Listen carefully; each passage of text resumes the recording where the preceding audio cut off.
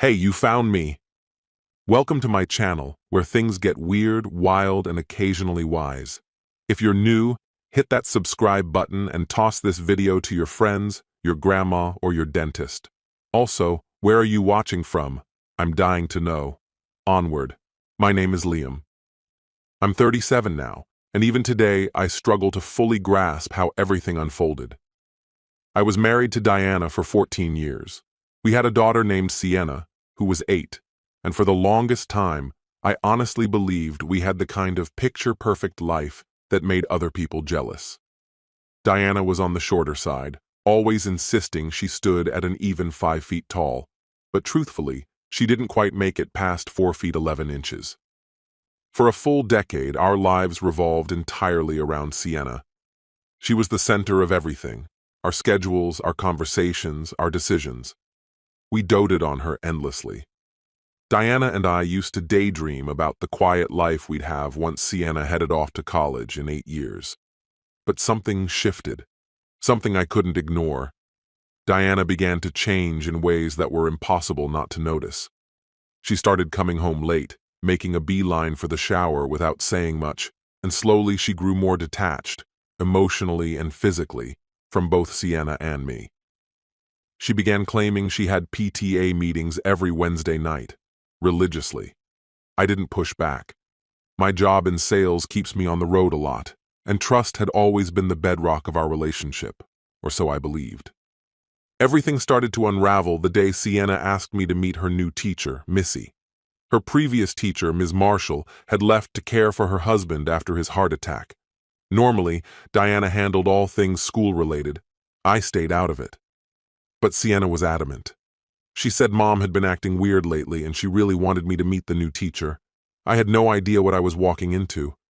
When I stepped into that classroom, it felt like a scene out of a film. Sienna's new teacher, Miss Marshall, Grace, was absolutely striking. She stood around 5 feet 8 inches, with soft, wavy golden brown hair, a brilliant, inviting smile, and a graceful figure that made people look twice. I was so caught off guard, I completely spaced out until Sienna nudged me back to reality. And that's when everything shifted.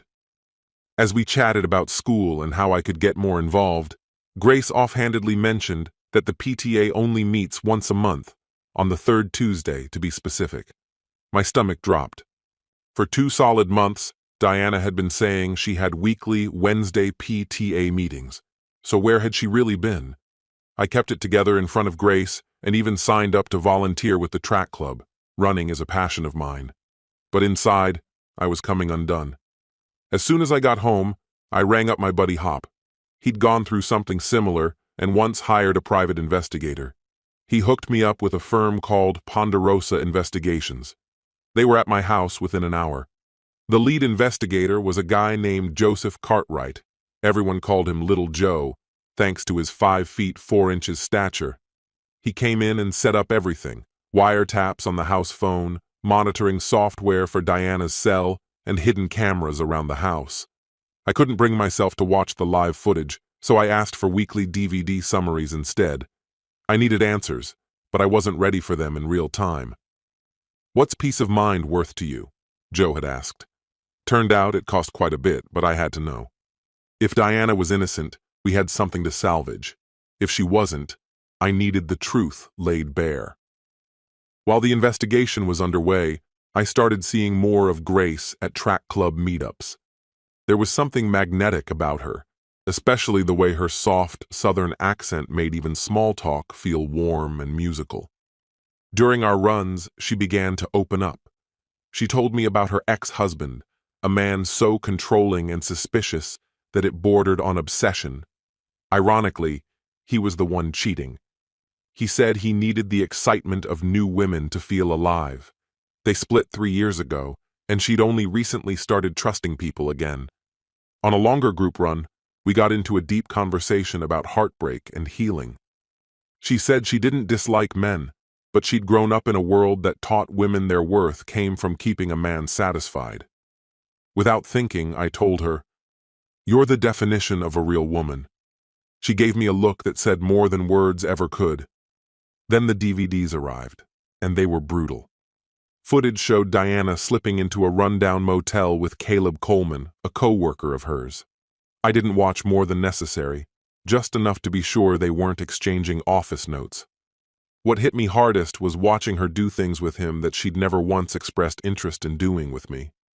That was all I needed to see. I handed everything over to my attorney, Ann Wilson. She was legendary in divorce law, cold, calculating, and lethal in court. She got to work immediately. We couldn't sue for alienation of affection in our state, but we could pursue emotional damages. The goal wasn't about money. It was to make sure Caleb's life collapsed. The lawsuit would alert his wife, cost him his job, and derail his future. We waited to file until after the divorce was finalized, to ensure Diana's income stayed intact for financial negotiations. Amidst the chaos, Grace and I grew even closer. One evening, we took Sienna and her best friend Beth to Pizza Hut. It felt effortless, like we were already a family. Every guy in the place turned to look when Grace walked through the door. Later, she asked me if I thought it counted as a date. I didn't have a clear answer, but the night definitely felt like one. That evening, we shared a deep, honest conversation. No walls. We talked about what really matters: trust, loyalty, values. She said her dream was simple: to be cherished, to be a loving wife and mother. Too many men, she said, got swept up by her looks, but lost interest once the novelty wore off. She wanted someone who saw her heart, not just her face. I told her I was looking for the same thing. Then came the confrontation. I called Caleb like we were old pals. I even joked that we'd shared more than just work. He panicked instantly and tried to shift the blame onto Diana, saying it was all her idea. I didn't let him finish. I told him he had 15 minutes to show up at my house, or I'd tell his wife everything. That same night, Grace gave me a ride home after our run. As she leaned in for our first kiss, Diana came storming out of the house, yelling, "What the hell are you doing?" I turned to her, calm as ever, and said, "I'm moving on." Just then, Caleb pulled up. The second he saw Grace, he couldn't stop staring. That was my breaking point. I walked straight up to him and hit him hard, right in the nose. He stumbled back into a patio chair. When he tried to stand, I kicked him down again. "You're a married man chasing another man's wife," I told him. "Now you get to live with that." "You've already ruined my marriage. Don't even think about Grace," I said coldly. "Look at her again and you'll regret it." I motioned toward Diana. "She's yours now, take her." Caleb just smirked and shrugged. He insisted he never cared about Diana to begin with. Claimed he had someone prettier waiting at home and said the fling had been underwhelming. Nothing special, even in bed. Diana didn't take that lightly. She snapped back, saying she ended things before I caught on, because Caleb wasn't worth risking everything for. Caleb raised an eyebrow and asked why she'd even called him that day. Diana answered with a truth that made my stomach turn, because I hadn't touched her in over a week. That was my cue. "This conversation's over," I said flatly. "Either help her pack and be gone in 20 minutes, or come back tomorrow when I'm not here." They stood there dumbfounded. Caleb shook his head and said he wasn't planning on taking her anywhere. I laid it out clearly. She was his problem now. Whether he moved her in with his wife or paid for a hotel didn't concern me. Diana broke down. Tears streamed down her face as she begged me for forgiveness. "I still love you," she sobbed. "Caleb was a stupid mistake. I felt old, invisible. He made me feel like someone again." I looked her in the eyes. "Did I ever make you feel like you didn't matter?" I asked. "All I ever wanted was for us to grow old together. I've always loved you." She tried to twist it, bringing up that moment with Grace, the kiss. I didn't lie. "That kiss was the first and only time anything happened between us," I told her, "and it never would have happened if you hadn't lied about your PTA meetings." Then I spelled everything out. Divorce papers would arrive the next day. She had two choices: a quiet filing under irreconcilable differences, or a contested one, with evidence to back every claim. The house stayed with me. It was my family's. We'd split time with Sienna. She could see her whenever she liked. Diana pleaded again, desperate for a second chance. She even offered a twisted solution. Be with Grace. Sleep with her if that's what you need. Then we're even. I shook my head. It's not about revenge, I said. Grace matters to me. I'm going to marry her the minute I'm free. Caleb left without another word. Diana packed a bag and moved in with her parents. The weeks that followed were quiet, peaceful in a way I hadn't felt in years. I devoted myself to Sienna, made time for Grace. We took things slow, decided to wait until marriage before taking any steps physically. Diana kept calling, but I never answered. I always made sure Sienna was available to her, though. Her parents reached out too. Everyone makes mistakes, they said. Don't throw everything away over one lapse. But it wasn't just one mistake. It had gone on for weeks. And for all I knew, she might have been pregnant with Caleb's child. I told them plainly, I deserved joy too, and I wasn't going to find it with someone who shattered my trust. The divorce wrapped up fast. I filed a civil claim against Caleb for the emotional damage. Both he and Diana lost their jobs in the aftermath. Caleb's wife left him and cleaned him out financially. He vanished from our lives altogether. Diana became a recluse, staying with her parents indefinitely. Meanwhile, Grace and I got married. The next 20 years were the happiest I'd ever known. She loved Sienna like her own flesh and blood. We never had kids together, but it never mattered. She gave me peace. She gave me purpose. She put my broken heart back together. Then, life stole her from me. One morning I awoke to stillness, Grace beside me, unmoving. Cold, gone. A brain hemorrhage had taken her in the night. The doctor told me she felt no pain. She died in her sleep with a smile on her face, in my arms. I broke. I stopped everything. Stopped working. Stopped eating. Stopped living. Sienna stayed with me for weeks, trying to hold me up. She offered to move me in with her and her husband. I refused. I was only 55, still physically well, but life felt drained of all meaning. I spiraled. The drinking got worse. I couldn't remember my last full meal. On the third day of my worst bender, I woke to the scent of bacon. Groggy and starving, I stumbled into the kitchen. And there she was, Diana, cooking breakfast like she belonged there. What the hell are you doing here? I rasped. She didn't even blink. Sienna asked me to check on you, she said. And Grace made me promise if anything happened to her, I was to come back into your life. What if I don't want you here? I shot back. I'm not here for your permission, she replied softly. I'm staying. That day, Diana laid it all out. She admitted she'd destroyed the only real love she ever had, for a man who never gave a damn about her. After the fallout, she crumbled. Therapy hadn't helped at first. And then, of all people, Grace became her friend. Grace pushed her to heal, to believe she wasn't beyond redemption. Diana tried dating again, but it never lasted. Men saw only her body, not her pain.